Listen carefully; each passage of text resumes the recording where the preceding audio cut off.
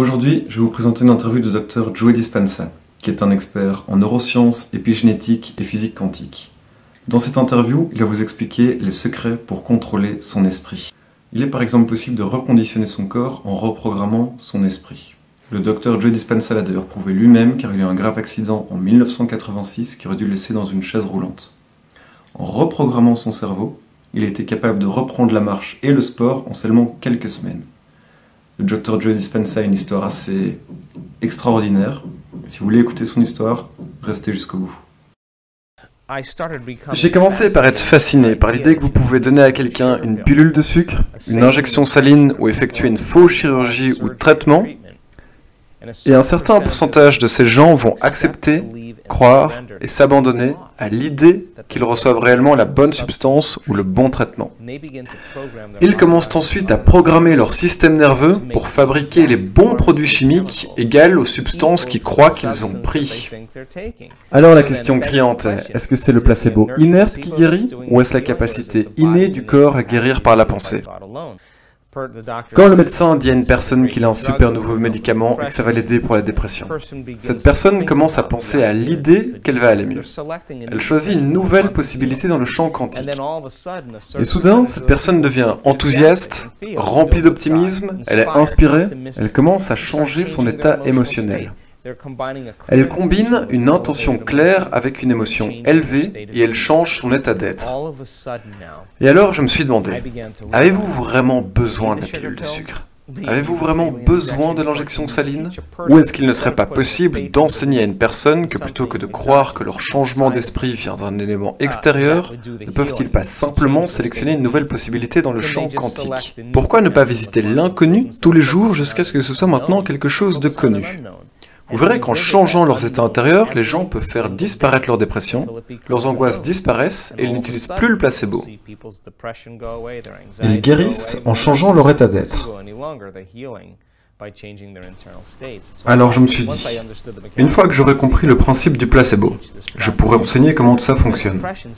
Par exemple, dans une étude sur la dépression, 83 ou 81% des personnes recevant un placebo guérissent aussi bien que ceux à qui on a donné de vrais antidépresseurs. Maintenant, il y a des analyses du cerveau qui montrent qu'il y a des différences avant et après.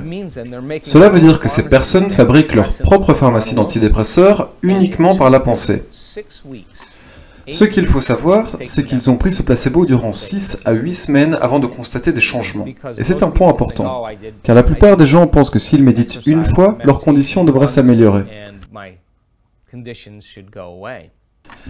Mais même dans l'étude sur la dépression, c'est en prenant le placebo 6 à 8 semaines, chaque fois qu'ils le prennent, ils se rappellent qu'ils iront mieux, ils changent leur état émotionnel, et tôt ou tard, cela deviendra leur nouvel état d'être.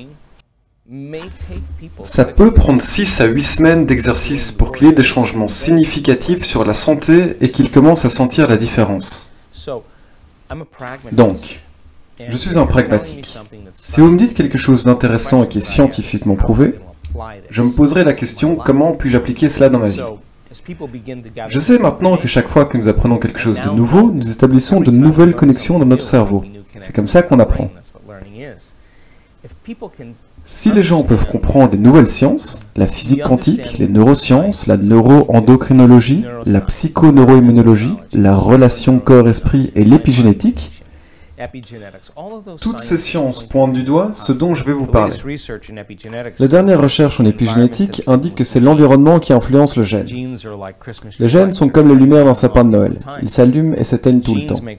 Les gènes produisent les protéines, et les protéines sont responsables de la structure et du fonctionnement de votre corps. L'expression des protéines, c'est l'expression de la vie. Mais si vous interprétez votre environnement de la même manière, si vous avez les mêmes pensées, les mêmes comportements et les mêmes émotions chaque jour, vous gardez les mêmes gènes actifs et les mêmes gènes inactifs. S'ajoutent à ça les hormones du stress, qui diminuent le bon fonctionnement des gènes, ce qui peut conduire à la maladie. Alors la question est, si l'environnement influence le gène et que l'émotion est le produit final de la manière dont vous ressentez une expérience, si vous vivez les mêmes émotions tous les jours et que votre corps croit que c'est la même expérience passée qui est constamment revécue, ce sera l'environnement qui dictera le fonctionnement de vos gènes. Alors, si vous vous demandez si vous pouvez influencer les gènes avant que l'environnement ne le fasse, la réponse est bien sûr oui. Parce que quand vous commencez à ressentir une émotion élevée et que vous la combinez avec une intention claire et que vous êtes totalement dans l'instant présent, votre cerveau et votre corps ne savent pas faire la différence entre ce qui se passe à l'extérieur et ce qui se passe à l'intérieur de vous. Votre corps croit que c'est une expérience due à l'environnement extérieur qui génère l'émotion. Si vous commencez à vivre des émotions à partir de ce que vous ressentez à l'intérieur, et si vous faites attention à la qualité de vos pensées et aux images que vous créez dans votre esprit, si vous commencez à visualiser un présent et un avenir épanouissant, vous commencez à faire baisser le gène de la maladie et vous améliorez le gène de la santé. Ce gène va commencer à produire de nouvelles protéines qui vont fabriquer de nouveaux hormones. Et le résultat de ce nouveau processus chimique commence à affecter d'autres systèmes du corps. Ce que j'essaye de faire, c'est d'enseigner ces matières avec comme objectif que chaque personne qui m'écoute puisse tout expliquer à quelqu'un d'autre. Si les personnes ne sont pas capables de l'expliquer, cela ne changera pas leur cerveau. Mais s'ils peuvent l'expliquer, ils commencent à intégrer de nouveaux savoirs dans leur cerveau, ce qui permet de s'ouvrir à de nouvelles expériences. Donc, si je peux expliquer l'impact de l'environnement sur les jeunes et donner les instructions appropriées pour devenir capable d'être dans le moment présent, une partie de ces personnes modifient leur comportement pour avoir un comportement qui correspond à leur intention. Et quand ils y arrivent, ils expérimentent quelque chose de nouveau. L'expérience va alors produire une émotion et ils vont se sentir illimités, entiers, invincibles. Au moment où ils ressentent cet état d'être, ils modifient chimiquement leur corps pour qu'il soit aligné avec ce que leur esprit a compris intellectuellement. Le corps active la vérité de cet enseignement. Cela veut dire que si vous l'avez fait une fois, vous devrez être capable de le refaire. Et si vous répétez l'expérience encore et encore, vous reconditionnez neurochimiquement votre corps et votre esprit pour qu'il ne fasse plus qu'un. Et quand vous avez fait quelque chose tellement de fois que votre corps et votre esprit savent comment le faire, vous maîtrisez maintenant cette philosophie. Et vous êtes maintenant dans un nouvel état d'être. Nous devons donc passer de la philosophie à la maîtrise. Une fois que vous arrivez au point où cela est ancré en vous, cela devient qui vous êtes. Vous avez intégré un nouvel état d'être indépendant de l'environnement extérieur. C'est à ce moment-là que vous commencez à maîtriser votre environnement et votre vie. Les preuves suggèrent que pour les conditions aiguës, la médecine est vraiment top. Si vous vous cassez le bras ou si vous avez une appendicite, vous n'irez pas chez un acupuncteur. Vous avez besoin de soins immédiats. Une condition chronique, par contre, exige un changement de mode de vie, ce qui signifie que vous devez commencer à faire des choix différents. Vous devez commencer à examiner la façon dont vous vivez votre vie, les choix que vous faites, ce que vous pensez et comment vous gérez vos émotions. La beauté de tout ça, à l'image d'une infection qui se propage et crée la maladie, c'est que la santé et le bien-être est tout aussi contagieux que la maladie. Et je suis témoin de ça tous les jours. Après 8500 scanners, je peux vous dire que vous et moi, on est vraiment à notre meilleur quand on est au-delà de nous-mêmes. Être au-delà de nous-mêmes, c'est le travail. Alors, les physiciens qui voient que quelqu'un mène une belle vie parce qu'il fait attention à ses pensées, il fait attention à ses émotions, il fait attention à ses habitudes, ils ne sont pas dans une spirale infernale. Les physiciens qui maintenant sont devenus mes collègues me disent « Je ne sais pas exactement ce que tu fais, mais continue parce que ça rend notre boulot vraiment plus facile. » Les drogues qu'ils donnent parfois ne guérissent pas la maladie. Ça aide la personne à avoir une meilleure qualité de vie, de temps en temps. Mais ce que nous disons ici, c'est que votre système nerveux est en fait le meilleur pharmacien au monde. Car quand vous vous rendez compte que vous pouvez modifier la chimie de votre corps en changeant la manière dont vous pensez et vous ressentez, vous vous sentez d'un coup beaucoup plus puissant. Le premier ou deuxième jour d'un séminaire, il y a toujours une réticence. Car tout le monde dit « Ouais, je veux ça, je veux ça ». Mais d'abord, il faut sortir de la zone de confort, car vous en apprenez plus sur vous-même et sur les autres quand vous êtes en dehors de votre zone de confort. Donc je les pousse en dehors de leur zone de confort. Parce que derrière la peur se trouve le courage, et derrière la douleur se trouve la liberté. C'est la même énergie. Nous mettons donc en place les conditions pour pousser les gens à aller un petit peu plus loin qu'ils n'ont l'habitude de le faire. Et une fois qu'ils acceptent, D'un coup, de plus en plus de gens changent leur énergie. Et ils se connectent tous entre eux, et c'est en général le 2e ou 3e jour. C'est quand le miracle commence à se produire. Chaque fois que vous réagissez, vous puisez dans un champ d'énergie invisible qui entoure votre corps, et vous le transformez en chimie. Et le champ d'énergie vitale émis par votre corps diminue un petit peu. Si vous continuez de réagir, tous les jours à cause d'une menace dans votre environnement réel ou imaginaire, vous prenez toujours plus d'énergie dans ce champ, et vous n'avez plus d'énergie vitale pour évoluer ou vous réparer. En fait, vous vous sentez plus matière qu'énergie, plus particules que vibrations. Et quand nous sommes dirigés par les hormones du stress, et c'est souvent 70% du temps pour la plupart des gens, nous forçons les résultats, nous les contrôlons, nous essayons de les prévoir, nous luttons, nous manipulons les résultats. Car nous sommes de la matière essayant de changer la matière. Et il n'y a qu'un nombre limité de choses que vous pouvez faire.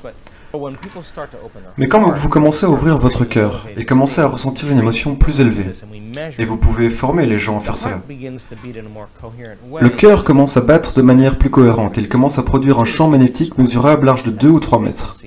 C'est une fréquence énergétique. Chaque fréquence comporte de l'information. Donc maintenant, si une personne connecte son intention et ses pensées sur cette fréquence, et plus il ressent une émotion élevée, il est important que cette pensée soit portée par une émotion élevée. Ça ne marche pas si vous vous sentez nul ou en souffrance. Il faut que cette pensée puisse atteindre la bonne fréquence et doit donc être portée par une émotion élevée.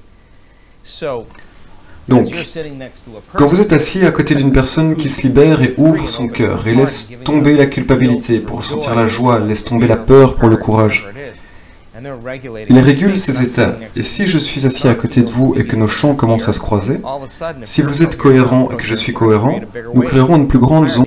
Et plus l'amplitude est élevée, plus l'énergie dans la pièce sera élevée. Donc quand vous avez 750 à 1000 personnes qui font cela, arrive un moment critique où je dois juste m'écarter, car ils n'ont plus besoin de moi.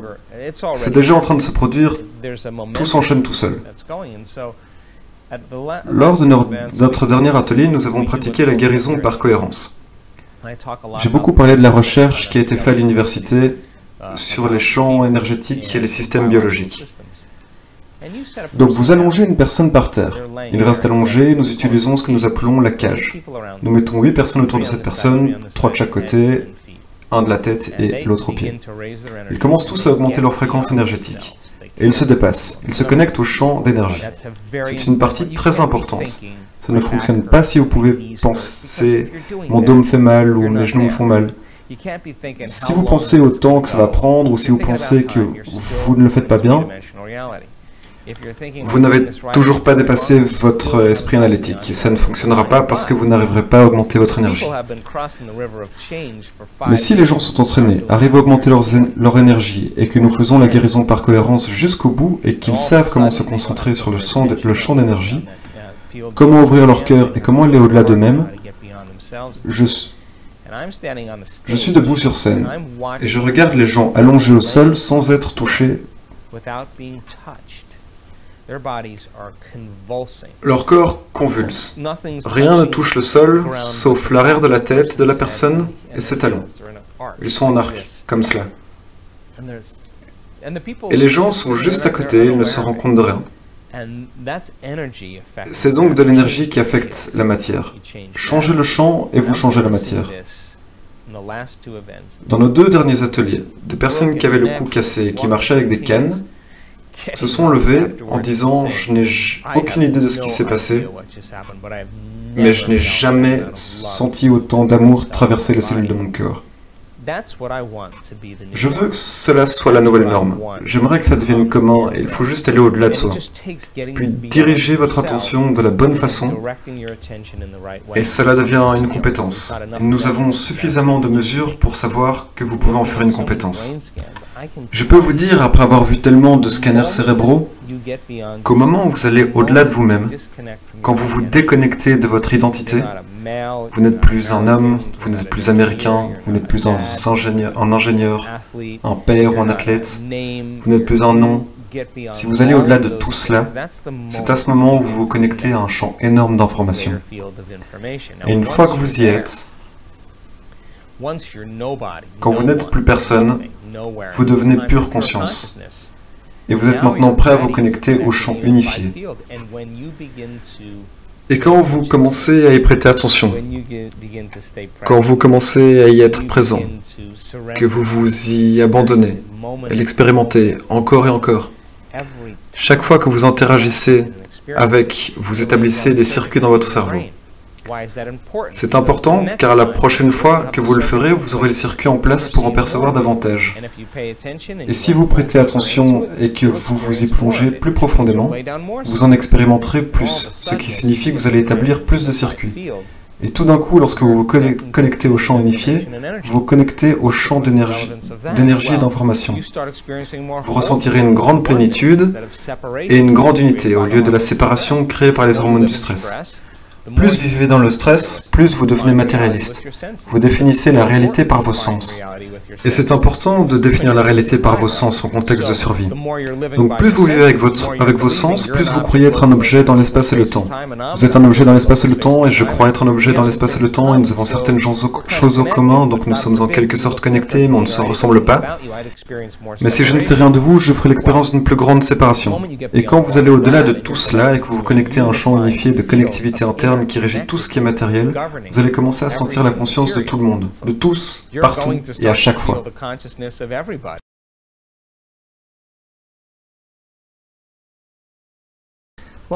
Je pense que certains d'entre nous ont besoin d'un choc pour se réveiller. Et en 1986, j'ai eu le mien. Je participais à un triathlon à Palm Springs en Californie, et j'étais sur une portion de la course à vélo. J'étais en train de tourner, il y avait un agent de police sur le côté. Il me faisait signe de la main pour me dire que je pouvais y aller. Il y avait deux autres cyclistes, et je me suis penché près des cyclistes pour les dépasser. Le problème était que le policier avait le dos à la circulation. Alors quand je dépassais les cyclistes, et que j'ai fait le tour, un 4x4 qui roulait à près de 80 km/h m'a catapulté hors de mon vélo, et cela m'a brisé 6 vertèbres de la colonne vertébrale. Et la force avec laquelle j'ai frappé le sol m'a compressé les vertèbres. On appelle ça des fractures de compression. Et quand vous compressez la colonne comme cela, ça doit aller quelque part. Donc elle s'est dirigée vers ma moelle épinière. Et à cause de la façon dont j'ai atterri, je me suis courbé très fort en avant. La vertèbre supérieure T8, la thoracique numéro 8, s'est comprimée, à plus de 60%. L'arc de la moelle épinière s'est brisé. J'ai donc eu plusieurs fractures de compression, j'ai eu des fragments d'os sur la moelle épinière, et j'avais l'arc neural de la vertèbre T8 brisé. Le protocole typique pour cela est ce qu'on appelle la chirurgie de Harrington, où il faut une laminectomie complète. Il coupe toutes les parties arrière de vos vertèbres. Dans mon cas, du bas de mon cou jusqu'en bas de ma colonne vertébrale. Puis on visse des tiges d'acier inoxydable pour espacer la colonne vertébrale de la moelle, et donc faire de la place. Mais si cela ne fonctionne pas, vous êtes toujours dans le même état. Ils m'ont dit que si je ne me faisais pas opérer, je ne marcherais probablement plus jamais. J'ai eu 4 opinions de 4 des principaux chirurgiens du sud de la Californie. 2 étaient de l'hôpital Scripps et 2 étaient de l'hôpital JFK à Palm Springs. Alors j'ai décidé de ne pas me faire opérer. Je me suis dit que je ne ferais rien, qu'il y a une intelligence qui vit en chacun de nous, qui nous donne la vie. Cette intelligence, c'est conscience, et être consciente, c'est prêter attention. Donc il y a peut-être une raison pour que cette intelligence fasse attention à moi. Alors je me suis dit que je me ferais mieux de commencer à prêter attention à elle. Je me suis dit, voyons voir. Si je peux me connecter à cette intelligence, si je peux me connecter et lui donner un modèle, un plan, j'abandonnerai ma création à cet esprit plus grand, car je ne pouvais pas faire la guérison moi-même. Et l'intelligence savait comment le faire. Quoi qu'il en soit, ce fut 6 semaines et demie d'enfer, absolu. Je n'arrivais pas à ordonner à mon esprit de faire ce que je voulais. Je commençais à reconstruire mes vertèbres dans mon esprit, puis la chose d'après à laquelle je pensais était « Est-ce que je vais devoir vivre dans un fauteuil roulant? Est-ce que je vais devoir vendre ma maison? Est-ce que je vais devoir vendre mon cabinet ?» Et j'ai pris conscience que je me concentrais sur ce que je ne voulais pas qu'il arrive, au lieu de ce que je voulais qu'il arrive. Alors je me suis rendu compte que lorsque vous êtes stressé ou avez subi un traumatisme, que les hormones du stress nous poussent à nous concentrer sur le pire des scénarios. C'est comme ça que la survie fonctionne. Donc après 6 semaines et demie, j'ai commencé à maîtriser la situation. Et cela m'a pris environ 3 heures par jour au cours des 6 premières semaines, et je n'étais jamais satisfait. Mais environ 6 semaines et demie après, j'ai eu l'impression d'enfin y arriver. Je pouvais faire tout le processus sans perdre ma concentration, car si je perdais ma concentration, je devais recommencer, car ce n'était pas clair. Et quand j'ai enfin réussi à suivre ce processus, quand j'ai réussi à le faire sans perdre ma concentration, j'ai senti que quelque chose se passait. Mon corps a commencé à répondre à mon esprit rapidement. La douleur a chuté, ma condition neurologique n'a pas changé. J'ai senti que j'avais plus d'énergie. Ce qui me prenait 3 ou 4 heures me prenait maintenant 45 minutes. Et soudain, mon corps a commencé à guérir. Je pouvais maintenant me tenir sur mes pieds. Et 10 semaines et demie plus tard, je reprenais ma vie. Et au bout de 12 semaines, je reprenais l'entraînement physique. Les médecins étaient sûrs que je ne marcherais plus jamais. Ils étaient certains que j'avais reçu un coup sur la tête, qui faisait que je n'étais pas apte à prendre de telles décisions. En 1986, personne ne faisait ça. Mais qu'est-ce qui vous a fait penser à ça? Est-ce que vous étiez déjà ouvert à différentes idées? Je pense que j'étais déjà assez ouvert d'esprit. J'étais assez philosophe. C'était une initiation. Je me suis dit, si je dois être dans une chaise roulante, autant que je fasse de mon mieux, que je donne le meilleur. Alors ils m'ont dit que si ça marchait pas, j'allais devoir rester sur un plâtre complet. Donc quand je suis retourné voir le médecin à l'hôpital Scripps, il était complètement époustouflé. Il était tellement heureux pour moi, c'était celui qui m'avait fait passer le temps le plus compliqué.